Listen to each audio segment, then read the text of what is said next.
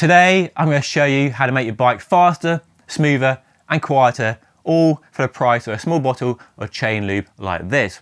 Now, lubing your chain is an essential job to know how to do it properly, and it's one that will definitely save you money in the long term and also ensure your bike is as efficient as possible, and there's even potential watts to be saved as well. So we'll go through different types of chain lube to use and how best to apply that lube. Now, the first step, the most important step, is to actually clean your chain. And you watch my video, link down below, on how to do that. Make sure the chain is as sparkly clean and dry as possible.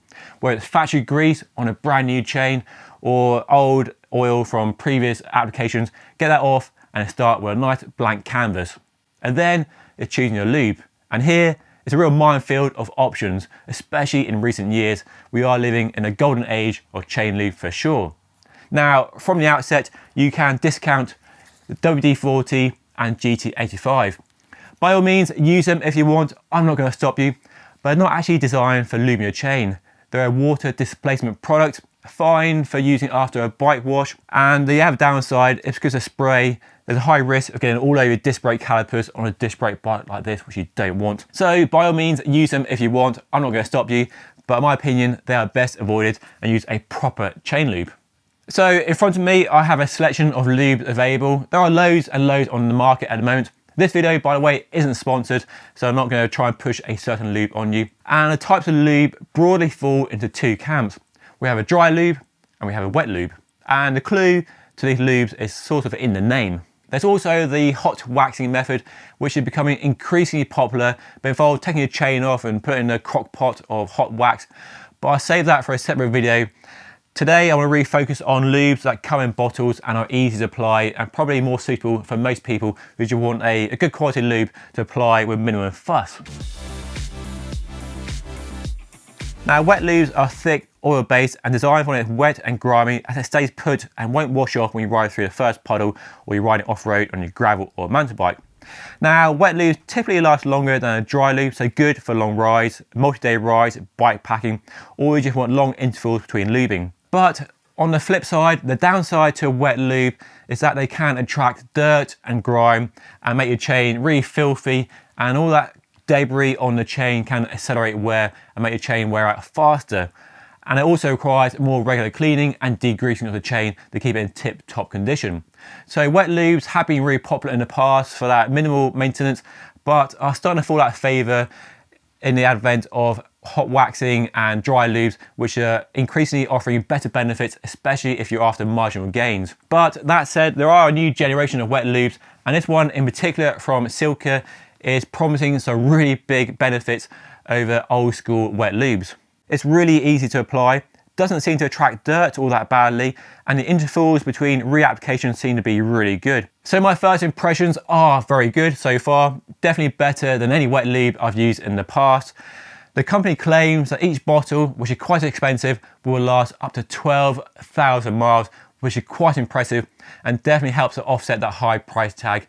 And then independent testing by Zero Friction Facts shows 0% wear after 1,000 kilometers. So it does seem like a good way to improve longevity of the chain, which is no bad thing in the current climate of increasing costs of bike parts.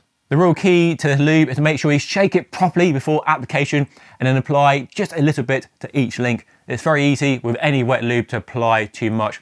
So apply sparingly, then wipe off the excess from the outside of the chain and you'll be golden. So wet lubes are one option, but an increasingly popular option with many people, especially in this era of marginal gains and improving the efficiency of your drivetrain. We have dry lubes and wax lubes. Now, in the past, in my experience, dry lubes weren't that great, tricky to apply, didn't last very long. But this new generation of dry lubes, or wax lubes as they're more commonly called, are very good. And independent testing shows these offer very good results, improving the efficiency of the chain and very good longevity as well, and easier than ever to apply. And this one in particular apparently tests very well against a more labor-intensive hot waxing method where you take the chain off and put it in a pot and leave it for a while. So very good improvements from the latest generation of dry lubes like this. So a big benefit of dry lubes, wax lubes like these over wet lubes is that while they go on wet, they're dry, they leave a waxy film that isn't sticky or attracts dirt. The chain still looks very clean And on a high-end road bike, that's definitely a good thing. You also don't need to clean and degrease your chain on a regular basis, just apply more lube over the top. The downside to these lubes, in my experience, is they don't last quite as long as a wet lube, especially if you're riding in adverse conditions. It's raining lots of puddles, lots of mud and grime as well. So if you're doing bike packing or multi-day rides, these lubes don't quite last as long, so you either need to carry some spare with you or look at using a different lube like a wet lube, which will have longer intervals between reapplication. Now, I'm not here to advocate any one chain lube over another. We all have our favourites, and you let me know down below in the comment section. But one of my favourites, one of my personal favourites over the last few years, and a go-to lube, is Squirt. There's also Smooth, which is very similar. So really easy to apply, pretty good value for money as well. Start with a clean chain, apply it on the inside, and then hey presto, that's all you need to do. No degreasing the chain, no cleaning the chain, just add more lube when you need to. Don't have to wipe off the excess. So real low maintenance, very low barrier to getting a good quality lube on your chain. The only downside really is it doesn't last as long as it could do, but you can carry a small bottle in your bike packing setup if you're doing longer multi-day rides. But for regular road riding, you can do 200 kilometers, 300 kilometers, and you'll be just fine. I mentioned at the beginning that I won't cover the hot waxing method that you might have heard about. It's this method where you take a chain off and put it in some hot wax and then put it back on the bike, and lots of people swear by it. That initial faff being outweighed by the benefits it offers, so longer chain life and better efficiency. But it's a product I started using that claims to offer all the benefits, but in a drip bottle like this. It's a new Silka Super Secret Chain Lube.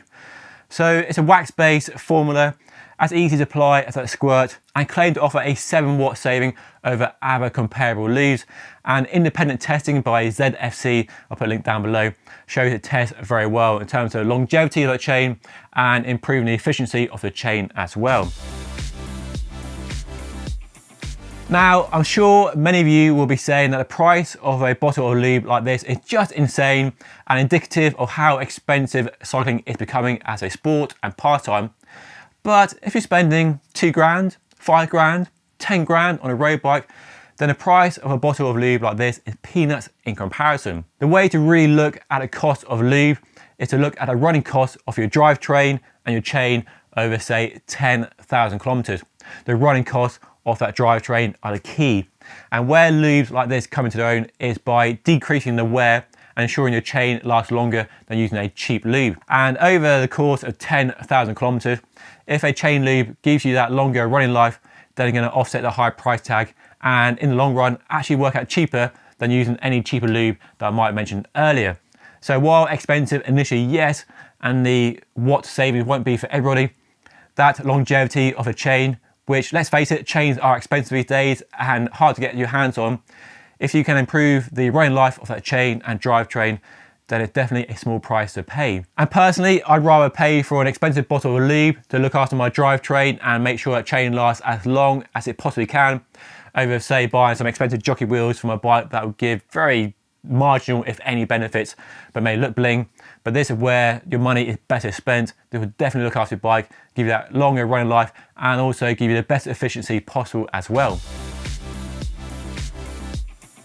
Okay, so you've chosen your lube, now it's time to apply your lube to a chain. And it's pretty simple, to be honest, and I'll show you a technique I use. Well, 2 techniques, but they're both fundamentally the same. I'm sure you let me know if I'm doing it wrong by leaving a comment down below. So with the bike in a work stand or leant against a garden fence, I put in the big ring and middle of the cassette at the back, and we're going to focus on this bit of chain here at the bottom. I always find the connecting pin, the multi-pin here, and use that as a reference point for starting and finishing. And there are 2 techniques. The first one, you apply a drop of lube to each individual roller and then work your way through a chain. That's one method. The other method is to gently backpedal and apply a continuous stream of lube to a chain. They're both achieving the same goal of putting lube in the roller in the middle. That's where, and the only place you want lube, inside the roller in the pins there. Not on the outside, just on the inside. Now, once you apply your lube to the entire chain, go through the gears, big ring, little ring, up and down the cassette to work the lube into a chain on the inside of the rollers and pins there. Then once you've done that, some lubes will say to wipe off the excess, especially on the outside. You don't need lube on the outside here, so clean it off and then you're good to go. Now some lubes will say to apply 30 minutes before a ride, or 12 hours, or even 24 hours. So I tend to apply the lube the night before I'm going out for a ride, not the morning of that ride. And some lubes say to apply again after 30 minutes. So follow the instructions for each different lube because they might differ here and there. But that really is as simple as it is. And the beauty with a dry lube like this is there's very little maintenance. There's no degreasing or cleaning the chain after a few rides. You simply wipe off any excess that might build up and apply some more lube on top of that. And that really is as simple as it gets. So let me know what lube you use below by leaving a comment. I'd love to hear what products you are recommending and using on a regular basis. Maybe build up a bit of a survey of what lubes are best for the Just Ride Bikes community. Now, if you need to see that video on how to clean your chain, then check the video right up here. And don't forget to subscribe by hitting this button down here. But that's all for today. Thank you so much for watching. I'll see you all again very soon.